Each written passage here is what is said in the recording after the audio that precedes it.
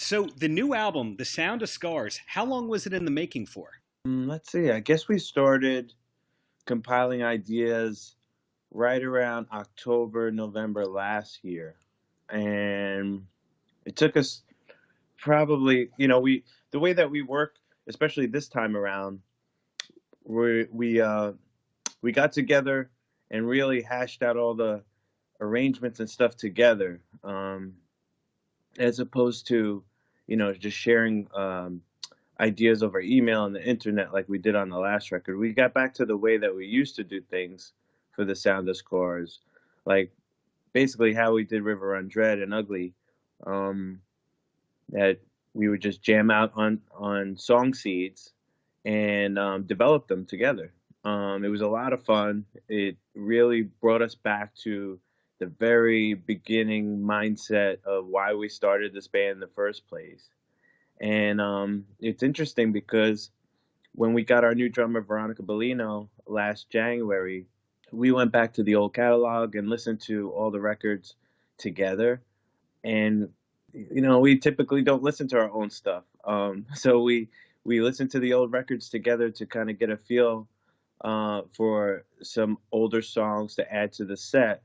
And we started to realize that over the albums, we kind of abandoned certain songwriting elements, like bringing in those big gang vocals for the backups on some of the choruses, like Underground or My Eyes. And we love to play that stuff live, but we just haven't been including that type of style into the new music. And so things like that we brought back for this record, and it was so much fun. And just we played about 5 songs the other night. We had a record release party in Brooklyn, and we played some of these new songs live for the first time, and they all have those big gang vocals and stuff, and just so much fun to play the new stuff.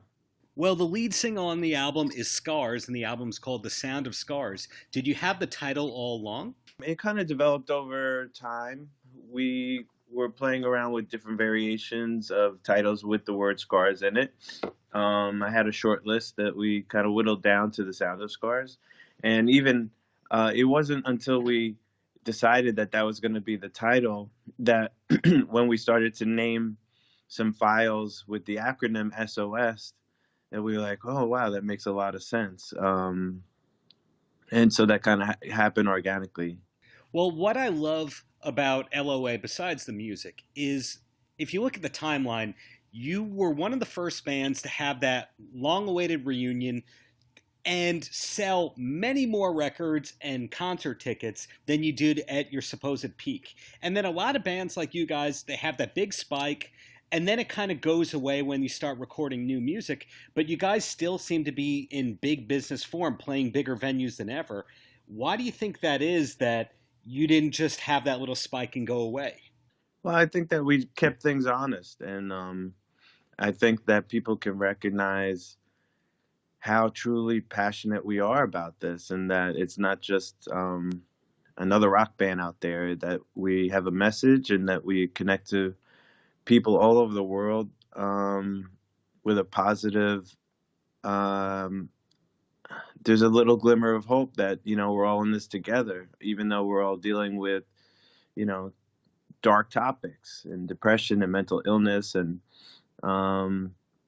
that's the impact that this band has made from the beginning. And over time, as our fans grew up with us, they've turned on their younger brothers and sisters, kids even. I mean, we have several generations of LOA fans now. And I think that all of that attributes to why we have this kind of longevity. Well, being a New York person who briefly lived in New Jersey, I'm used to just always hearing about LOA being this influential band.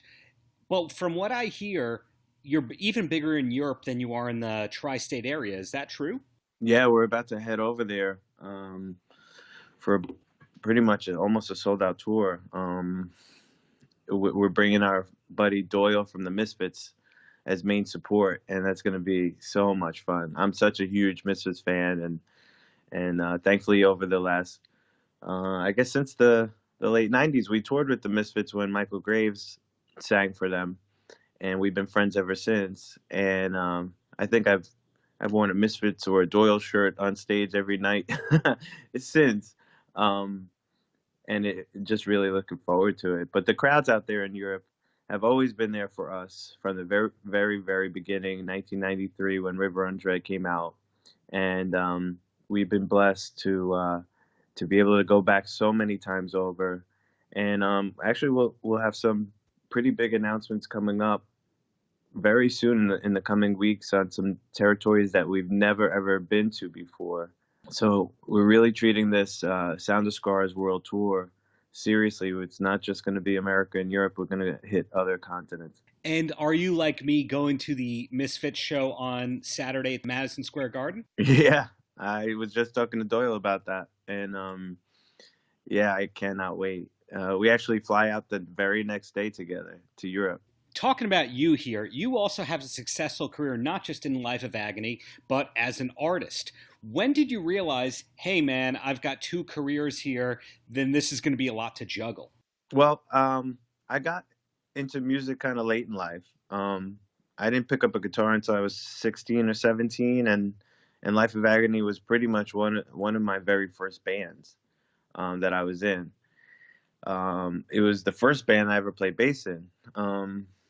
So, I've been doing this a long time, but just really, it wasn't something that I had prepared for at all. I was actually an artist in school, and I went to High School of Art and Design. I went to School of Visual Arts for college, and all I wanted to be was a comic book artist.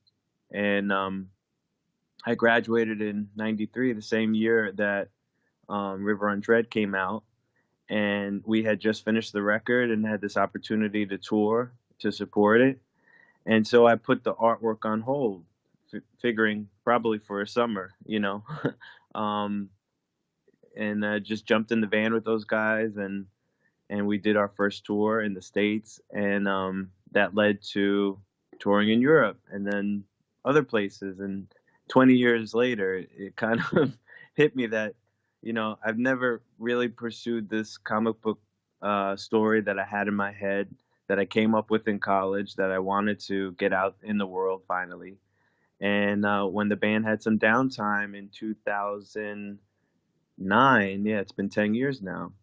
IDW Publishing, the comic book company that puts out GI Joe and Transformers, approached me to put out my horror comic Wire Hangers, and that was the very beginning for me, to become like a published artist and writer. And it's been 10 years now. I've put out several series with them, everything from Crawl to Me, Killogy, a little teaser for the Shun one, and this Beauty of Horror coloring book series, which I'm now on my sixth book with them. And we're putting out a Beauty of Horror tarot card set. Um, we had some other big announcements at New York Comic Con that just passed. So that out of all the series, the Beauty of Horror, I think, really was a surprise to everyone, and took on a life of its own. It's sold over 100,000 copies, and it's available in different languages and different territories, and it's amazing because it's a coloring book, and people get to put their own style into the artwork, and it's really interactive. That's what I like about it so much, is I get to draw these black and white intricate horror pages, and then everyone can add their own influence on it, and you can have the same page colored by 10 different people, and the palette and the style will be completely different on each one. So is the long-term plan for you to be able to keep juggling the art and music careers? Yeah, I mean, I love both equally. I love writing songs. I love playing live. It's definitely a completely different experience than sitting in my studio drawing for 10 hours alone. um, it's very isolating to work on the artwork. So I like that balance. Projecting a little bit right here, because you talked about Doyle. I find that all the people who are in hardcore or metal bands that are entrepreneurial, that have multiple businesses going on, that are into comics, also are into MMA and or professional wrestling. Is that true for you too? No, it's not actually. I like boxing though, um, and I'll leave MMA fights on, but I won't go seeking them out. For me, I listen to a lot of podcasts when I'm drawing, and just like a lot of Joe Rogan and Mark Maron and all these guys, a lot of comedians. That's what I pass my time when I'm drawing. And then for a lot of artists of your style and all that, that Kiss was the entry band. Was Kiss big in your development? Kiss was the very first vinyl I ever bought. Yeah, I bought Kiss Double Platinum at the local discount store for like $3.99. I lived right across the street from Evan Seinfeld from Biohazard when we were kids, and he actually used to babysit me. And he had Gene Simmons posters all over his wall, and we used to watch Cheech and Chong movies together. And that's how I got into Kiss, from Evan. And we used to dress up like Kiss. That we had the Kiss makeup, and we would scare his mom. He was always Gene because it was his makeup kit. So I got stuck with Ace. But I've been a Kiss fan my whole life. Yeah. And since this is going up on the Jewish Journal, the fact that Kiss was Jewish, did that have any impact on you seeing like, hey, a bunch of hard rock guys can make it as Jews, or not even a thought when you were a kid? I didn't know they were Jewish. As far as I knew, I didn't even know they were from New York, to be honest with you. And that's right. I forgot that this is the Jewish Journal. So it's funny because Evan's dad was the principal at the Hebrew school I went to, and it was Temple Emmanuel in Brooklyn. And yeah, and that's how I got bar mitzvahed. Actually, we went from bar mitzvahs to hardcore. Absolutely, and you guys are not the only ones in the scene. I'll leave that to another future interview. But I guess in closing, any last words for the kids? Yeah, I mean, if there's one thing you can learn from our experiences is always follow your heart, follow your dreams. Don't ever let anyone tell you can't do something.